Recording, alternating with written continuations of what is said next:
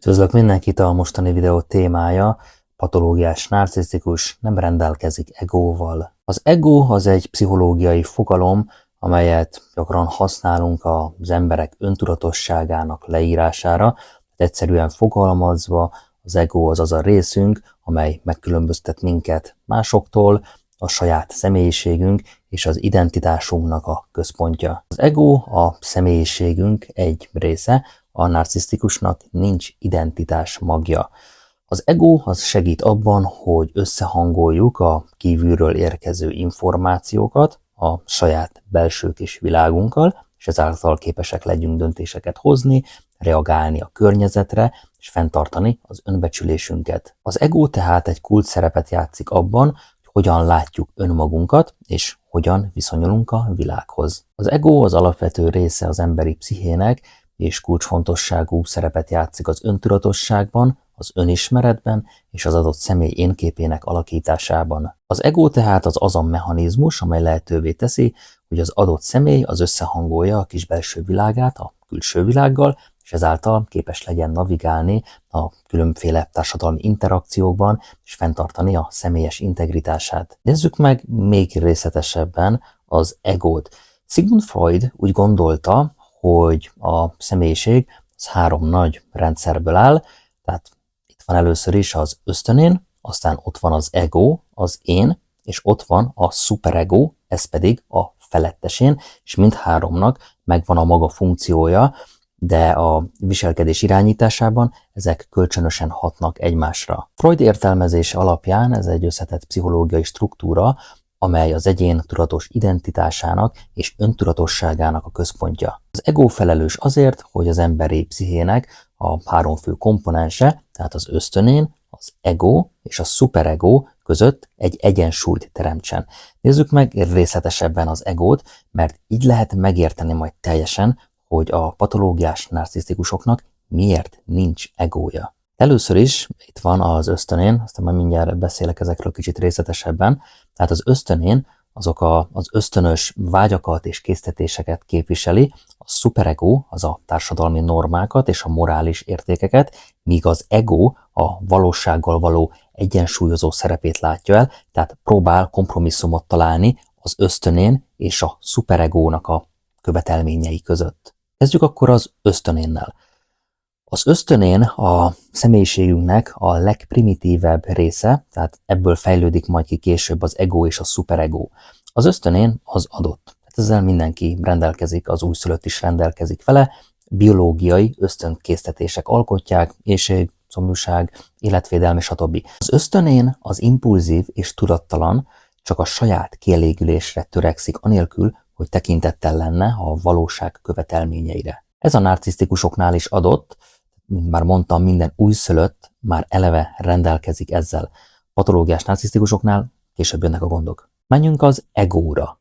Ez az én. Az ego az a személyiségstruktúra, amely a valóság elvének megfelelően alakul ki a gyermeknek a korai éveiben. Az egónak a feladata, hogy közvetítsen az ösztönén, ösztönös vágyai és a külső világnak a követelményei között. Működésének alapja a realitás elve. Az ego értékeli a helyzetet, és dönt arról, hogy mikor és hogyan lehet biztonságosan kielégíteni az ösztönénnek a késztetéseit. Az ego az a rész, amely lehetővé teszi az adott személy számára, hogy alkalmazkodjon a társadalmi normákhoz, és fenntartson egy működőképes, kiegyensúlyozott életet. Oké, tehát akkor ez volt az ego, mondjuk a következőre, ez pedig a szuperego, a felettesén. A szuperego az a személyiség morális dimenzióját képviseli, fejlődése a gyermekkori szocializáció során történik, amikor a szülői és a társadalmi normák, értékek belsővé internalizálása révén alakul ki, tehát a szuperegónak a feladata, hogy felügyelje és szabályozza az ösztönén vágyait és az ego döntéseit, azáltal, hogy lelkiismereti szorongást vagy bűntudatot ébreszt, ha az egyén az eltér a belsővé internalizált normáktól. A szuperego tehát úgy képzelt el, mint egy belső bírót, aki értékeli az adott személynek a cselekedeteit aszerint, hogy azok jók vagy rosszak a megtanult erkölcsi szempontok szerint, tehát amit a gyermek magába internalizált a szülői és a szociális normákból. Narcisztikus személyiségzavar esetén az ego az nem alakul ki egészségesen, ami egyértelműen tehát zavarokat hoz a személyiség három összetevőjének az integrációjában. A narcisztikusoknál, mint tudjuk, egy túlzottan idealizált, hamis én veszi át az egónak a szerepét, amely arra törekszik, hogy megvédje a narcisztikust a belső ürességtől, az alacsony önértékeléstől, a szerethetetlenségnek az érzésétől. Ez azonban instabil, mivel a hamis én az nem képes, itt jön a kulcsrész, hogy nem képes valósághűen értékelni önmagát és a környezetét, tehát a narcisztikusoknak a valóságtesztelése az hibás, téves. Egy szűrőn keresztül látják a narcisztikusok a világot. A valóság egy szűrőn megy át, ami torzítva érkezik meg hozzájuk. Ez pedig konfliktusokhoz vezet az ösztönén, az ego és a szuperego között. Ezért a narcisztikusok nagyon-nagyon nehezen kezelik a kritikát, leginkább sehogy, és ilyenkor manipulatív vagy ellenséges viselkedést mutatnak, ha fenyegetve érzik a hamis énképüket, akkor rögtön ugye jönnek a válaszreakciók, tehát pusztítóan hatnak ilyenkor a környezetükre. Az egészséges ember esetében az ego az segíti a valóságtudatnak a kialakítását és fenntartását, tehát lehetővé teszi az egyén számára, hogy adaptív és rugalmas módon reagáljon a külső világnak a változásaira. Az ego tehát olyan, mint egy közvetítő, amely integrálja az ösztönös vágyakat és a morális szabályokat, miközben figyelembe veszi a külső világnak a valóságát. Egészséges személyeknél egy egészséges ego az képes felismerni és kezelni az adott személynek a belső konfliktusait, miközben fenntartja a stabil önértékelését és önbecsülését. A narcisztikus személyiségzavarban szenvedőknél ez a folyamat nem működik megfelelően.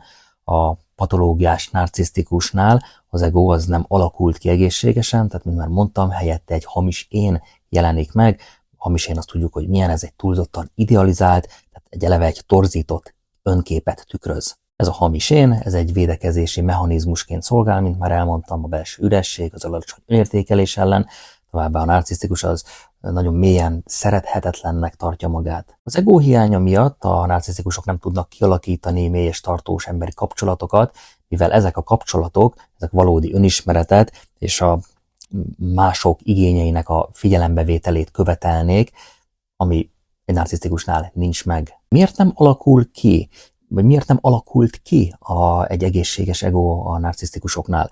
A narcisztikus személyiségzavar kialakulásának okai azok összetettek, több tényezőn is múlhatnak, tehát beleértve ide a genetikai hajlandóságot, a korai gyermekkori tapasztalatokat, ezek negatív tapasztalatok voltak, és a környezeti hatásokat, amiben a gyerek szocializálódott. Sok esetben megfigyelhető, hogy a narcisztikusok a korai életükben inkonzisztens szeretetet, támogatást kaptak, ami bizonytalanságot és instabilitást okozott az én képük kialakulásában. Emiatt ők nem tudták megfelelően integrálni az ego és a szuperego funkcióit, ami végül a hamis én kialakulásához vezetett náluk. Összességében a narcisztikus személyiségzavarban szenvedők esetében az ego fejlődésének a hiányosságai azok ilyen komoly kihívásokat jelentenek az önismeret és az emberi kapcsolatok terén.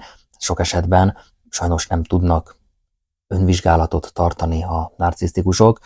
A mai videó az talán nem egy könnyen emészthető videó, lehet, hogy többször is meg kell nézni, hogy minden világos legyen. Én igyekeztem ezt a lehető legérthetőbben, legegyszerűbben elmagyarázni, ezt az úgy gondolom, hogy igen nehéz témát, tehát a patológiás narcisztikus az nem rendelkezik egóval. Köszönöm a figyelmet, ha hasznosnak találtad, akkor nyomj egy lájkot, csatornámra pedig nagyon sok videó van már feltöltve, lehet, hogy valamelyik kérdésre megtalálod a választ, nézz szét!